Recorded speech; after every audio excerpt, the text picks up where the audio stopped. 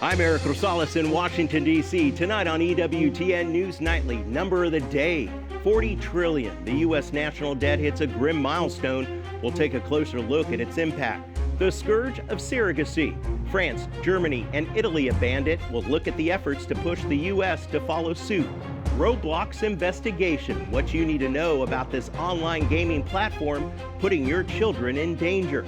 And straight road to God. We'll bring you to Poland for a festival inspired by Saint Maximilian Kolbe. These stories and much more tonight. From EWTN, the Global Catholic Network, this is EWTN News Nightly. Thank you for being with us on the Feast of St. Bernard of Clairvaux, Abbot and Doctor of the Church. We begin tonight with a big number, folks, $40 trillion. That's the debt of the U.S. government. That's 12 zeros. Think about that. If you laid 40 trillion $1 bills end to end, it would stretch over 3.8 billion miles. That's long enough to span from the Earth completely past the planet Saturn and wrap around it. And if you look at the data for the last 50 years or so, you can see two areas where it skyrocketed. First in 2009 with the recession, then again in 2020 with COVID. But you see it's risen despite those economic problems under the leadership of both Republicans and Democrats. So what's driving up this debt? Well, with more and more people retiring, the government is spending about $1.38 trillion on Social Security alone. Medicare is at $955 billion, and we're paying some $931 billion in net interest. Health spending is at $845 billion, and national defense is at $804 billion. Treasury Secretary Scott Bessent spoke about it all today. The 40 trillion is a big number. It is smaller when we look at the publicly traded amount because our Social Security funds and other government entities hold a substantial amount. And what we're going to do, we're going to have to grow our way out of this. Now we've had to do substantial tariff refunds due to the court ruling, but with the Section 301 tariffs, I am confident that we will be back to the same level, if not higher, of tariff income for last year. And we're now joined with Nicole Hoyer, Senior Research Associate at the Thomas A. Rowe Institute for Economic Policy Studies at the Heritage Foundation. Nicole, thank you so much for being with us. Now we're taking a look at this astronomical $40 trillion in debt, but the average American, what does it mean to them? Well, thank you for having me on to talk about it today. This grim milestone of $40 trillion, it seems far out there. I mean, what does that actually mean for the average American? But it absolutely impacts all Americans. The biggest impact is that it crowds out private investment. So what that means, if you're an individual or if you're a business, you are now competing with the government for financing, for investment.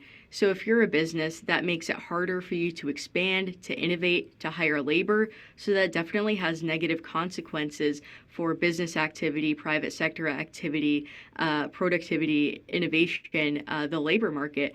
It also drives up interest rates. So things like your car loans, your mortgage, your student loans rates are all increasing. A big one is inflation. So if you and me are going to the grocery store, or if you're trying to buy anything, that increase in price is due to a rising debt here. And the biggest thing is that it's a cost or a burden on future generations. So down the line, whether that's inflation or however the government seeks to remedy this massive debt, whether that's increasing taxes, for example, not something that I would promote, but a possibility down the line. But this massive debt impacts all Americans, and it's especially burdensome to future generations. Yeah, no kidding. And I remember when we hit the $20 trillion mark, and how long can this be sustainable? It is, in one word, unsustainable. It took about 215 years since America's founding to have $7 trillion of debt. And in just over COVID, we spent that amount. We spent that $7 trillion in just 2 or 3 years during COVID. So the massive amount of spending that the government is doing is unsustainable, and it has these negative outcomes and consequences like we were talking about earlier, whether that's inflation or higher interest rates or crowding out private investment. So it's really a problem of the government spending too much for far too long. I mean, we tell American families that they have to spend within their means. We should hold the government to that same standard. Exactly. I mean, if we ran our businesses like the government's run, then we'd be all out of business. But what should Congress do then? I mean, they really need to spend within their means, correct? Yes, there are two solutions that are two paths that we can go by here. The first one is reducing spending, so looking for low-hanging fruit, for example, would be targeting waste, fraud, and abuse. So think Doge-style reforms there, where we are looking to cut spending where is possible. That would reduce deficits, that would reduce the debt. We can also target some of those other big line items like healthcare, Social Security, national defense. Now that's a little bit trickier, but you can target spending or you can seek to increase revenues. And the left typically would say increase taxes. Now, I don't support that, but another way that you could increase revenues is by increasing productivity, by seeking to expand the private sector, by expanding the economy and seeing real GDP grow. That is one other method. So it's two paths that you can go by. You can either cut spending or you can seek to increase your revenues by expanding productivity. Well, Nicole, appreciate your insight. Again, Nicole from Heritage Foundation, thank you so much. Thank you for having me. Well, now to the war with Iran. President Donald Trump declares what he calls the most crushing economic operation ever taken against a country in the crosshairs, Iran. He says that the Islamic Republic has been given the opportunity to make a deal, but has failed to take it. White House correspondent Owen Jensen has the latest. Eric, good evening to you. Making his announcement on Truth Social, President Donald Trump also warned of economic warfare and isolation on an unprecedented scale. Tonight, the USS George Washington aircraft carrier now operating in the Middle East, relieving the long-deployed USS Abraham Lincoln. Meanwhile, President Donald Trump ramps up economic pressure, writing, "Any country that allows its financial institutions, businesses, airports, or government entities to provide any type of lifeline to Iran will itself face tremendous economic consequences. Oil smuggling, swap lines, cash transfers, exchange houses, ship registries, front companies. It all needs to stop now. You know who you are. This will be an economic D-Day." But Iran dismissed the threats. Its foreign minister writing, "The so-called economic D-Day is a diversion from America's own crisis, unprecedented debt, and surging interest costs." Just yesterday, President Trump told reporters the U.S. has complete control of the Strait of Hormuz, but adding, I mean, outside of nuisance value, and there is nuisance value when they shoot a drone every once in a while, and not everybody's going to go through, but they come through. Today we asked Agriculture Secretary Brooke Rollins how the war with Iran affects American farmers and ranchers. The Iranian conflict continues to be a priority for this president, as it should be, making sure Iran never has a nuclear weapon. As we're bringing more fertilizer into America, we've stabilized the fertilizer costs. Fuel will follow behind as soon as we move to the next phase of this. Secretary Rollins also told us without farm security, there is no national security. Meanwhile, CENTCOM with this update on the U.S. blockade of Iranian ports. As of August 20th, U.S. forces have redirected 67 commercial vessels, disabled 3, and boarded 2 to ensure compliance. In addition, President Donald Trump said America's allies are needed to stand with the U.S. to isolate and defeat Iran, saying, quote, "These maniacs are on the ropes." At the White House, Owen Jensen, EWTN News Nightly. Russian forces continued another night of deadly bombings in the capital city of Ukraine and the surrounding region. A total of 28 locations in and around Kyiv were hit. Last night we have mixed attack, ballistic missiles, cruise missiles, drones, and 3 districts in our hometown have big damages. Critical infrastructure was always a goal, especially last winter. Because Russians want to let leave our citizens without electricity, heating, water. It's genocide. Russia claims it hit several industrial sites involved in missile production. At least 16 people were killed. In recent months, Moscow has intensified their ballistic missile attacks, exploiting Ukraine's shortage of U.S.-made Patriot air defense interceptors, the sole weapon in its arsenal able to shoot down those ballistic missiles. Pope Leo XIV says in order to heal the wounds of war, our hearts must return to God. In a message for the 11th World Day of Prayer for the Care of Creation, the Holy Father warns war and environmental damage are deeply connected to the human heart. He says in part, quote, "The wounds of the war, and the degradation of the earth then are profoundly linked to the condition of the human heart. The conflicts that torment humanity are in many ways the outward expression of interior discord and division. When the heart is distorted, relationships suffer, and the structures we build begin to reflect that disorder." At the Vatican, Pope Leo held a private audience for the leader of Lebanon this morning. The Holy Father welcomed to the Apostolic Palace President Osef Aoun. President Aoun then met with the Holy See Secretary of State. The discussion focused on the trilateral framework agreement. The Holy See applauded the agreement, but voiced concerns about the difficulties in implementing it. It was signed by the U.S., Israel, and Lebanon. It seeks withdrawal of Israeli forces from southern Lebanon and disarming of Hezbollah, but plus the restoration of Lebanese sovereignty. One of the most popular Marian shrines in the world, officials there are covering up the artwork of a controversial artist in anticipation of the Pope's upcoming visit in late September.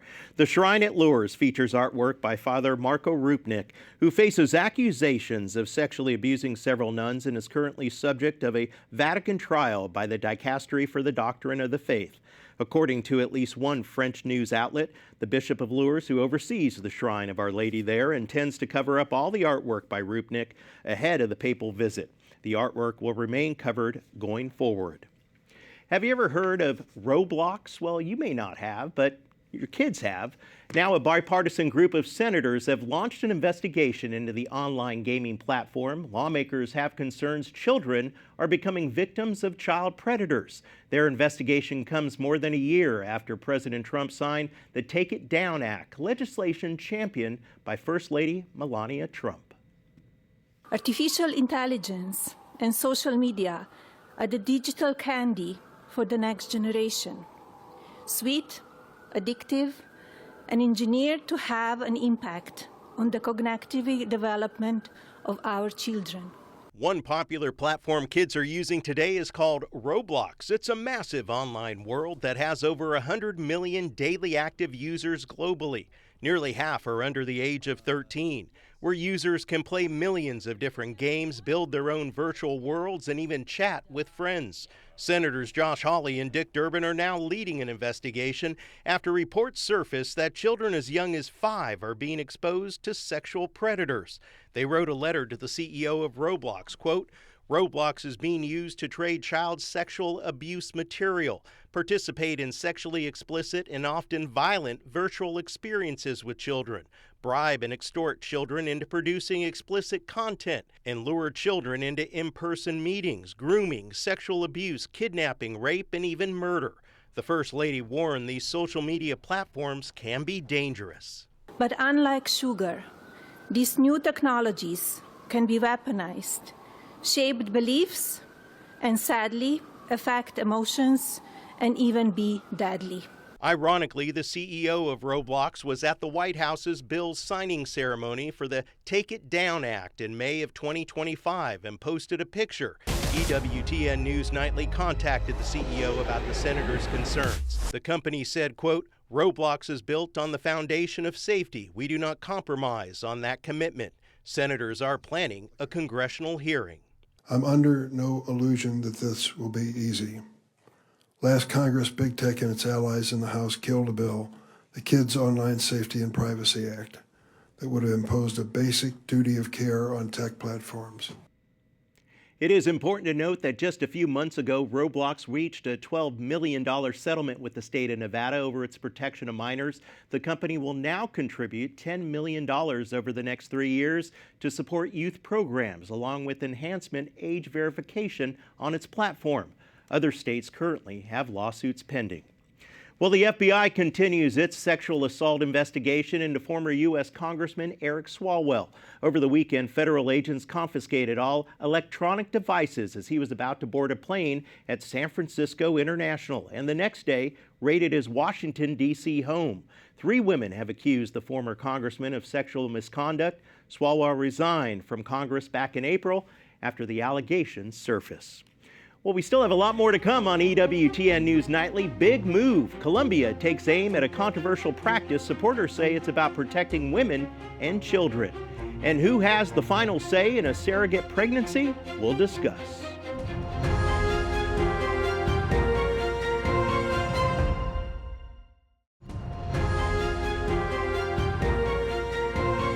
Welcome back.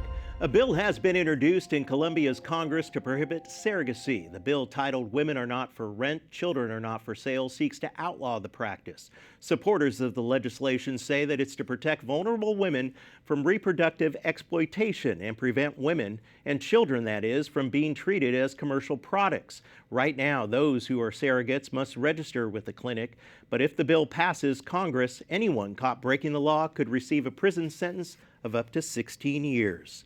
Now to the U.S. and an update on surrogacy case we first brought you last week, the story of baby Gabriel. McKenna West refused a request by the biological parents to terminate her pregnancy when her unborn baby was diagnosed with a severe congenital heart defect. West traveled to Texas where she gave birth. Now the couple is seeking more than $100,000 for alleged breach of a surrogacy agreement, along with unspecified damages. And by the way, the Catholic Church considers surrogacy to be gravely immoral. In 2024, Pope Francis called the practice to be banned universally, and Pope Leo XIV condemned surrogacy in his address to the world diplomats in January. Likewise, there's the practice of surrogacy. By transforming gestation into a negotiable service, this violates the dignity both of the child, who is reduced to a product, and of the mother, exploiting her body and the generative process and distorting the original relational calling of the family. I'd like to bring in Kimberly Bird, the Communication and Public Affairs Senior Specialist for Live Action, and Christina Bennett, News Correspondent for Live Action. Ladies, thank you so much for being with us today. Thanks for having us, Eric. Christina, let's start with you. Should Texas and the U.S. more broadly consider changing the laws on surrogacy and ban it? Absolutely. Surrogacy exploits both mother and child. Women are not just wombs to be rented, and children are not just property to be sold with contracts to be signed. Women deserve human dignity. Children deserve human dignity, and surrogacy violates that, and it should be banned across the entire nation, as other countries have done. And Kimberly, this baby Gabriel's case has really raised questions about who has the final say when a surrogate and the intended parents disagree over a child's medical care. You know, what does the case reveal about these contracts that these people sign? Well, I think it has been a very sad case, but it has highlighted the very dark reality around surrogacy and what Christina just said. These abortion clauses that are put in contracts are absolutely atrocious, and no one has a right to tell a woman the baby she's carrying she has to kill. And absolutely, surrogacy should be banned. As Christina said, other countries have done it or have at least put severe restrictions on it. And Kimberly, surrogacy is banned or heavily restricted in countries involved such as France, Germany, Italy, and Spain. Why do these countries take that approach, and is there anything that the U.S. learned from this? Absolutely. And I think, especially speaking here on EWTN, I think we need to look at what the church says about this. You know, surrogacy, as seen in the catechism, says that it is a grave moral evil and immorality. It really separates the man and wife, husband and wife, from the marital act, and it separates and really infringes on the child's right to a mother and father. And that's what these countries are seeing. They're seeing the importance of really putting children first over adult desires, and that's what we need to be doing here in the United States. And Christina, this is just one of many cases. Are there any current surrogacy cases that we Americans should be watching closely?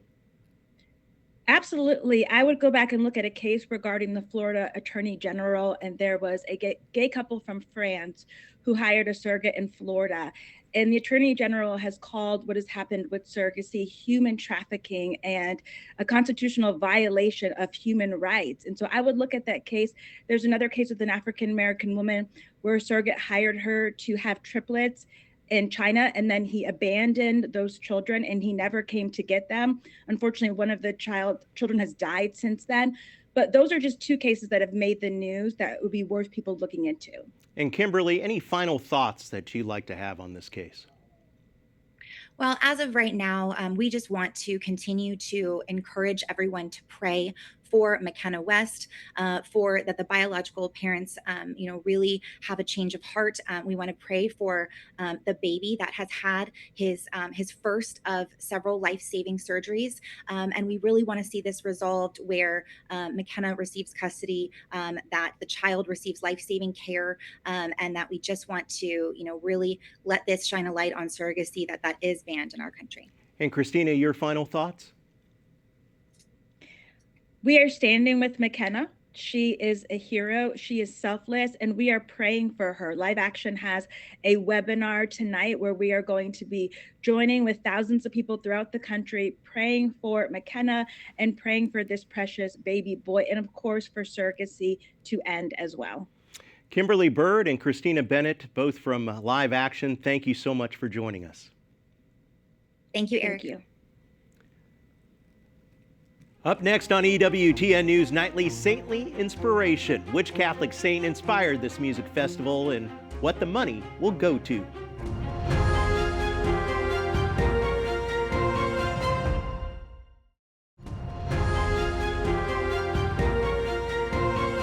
Finally tonight, a music festival in Poland that was attended by thousands and was all inspired by a saint. EWTN News' Zofia Chubak reports. The Straight Road to God festival in Poland brought 10,000 people to the Ergo Arena in Gdańsk.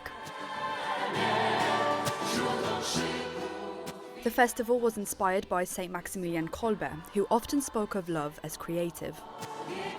Funds raised from the festival will help support a new film about the Polish saint, focusing on his deep spirituality rather than solely on his martyrdom. The event was hosted by actor Marcin Kwaśny, who played Saint Maximilian Kolbe in Triumph of the Heart, and journalist Anna Pawalec. I think the path to God is simple, although narrow and difficult. But it is simple because there is strength in that simplicity, in the simplicity of faith, in knowing that when we call upon Him, He hears us, that He is present with us until the end of the world. It is simply extraordinary. Cardinal Robert Sarra celebrated the opening Mass, followed by the exposition of the Holy Sacrament with a moment of adoration. The Ergo Arena soon after welcomed various Polish artists who performed some of their biggest hits and encouraged the crowds to join them in praising God. I think that being able to be myself and sing about God, who loves me and whom I love, is authentic to me and full of joy, and that brings me great happiness. The festival was an opportunity to show the beauty and diversity of the Church, from celebrating the liturgy and adoration to concerts of worship and DJ Padre Guilherme. Zofia Chubak for EWTN News Nightly. What a great event. We want to thank you for watching tonight. Remember, you can follow us on social media, Facebook, X, and Instagram at EWTN News Nightly. I'm Eric Rosales. Have yourself a wonderful night. Y vaya con Dios.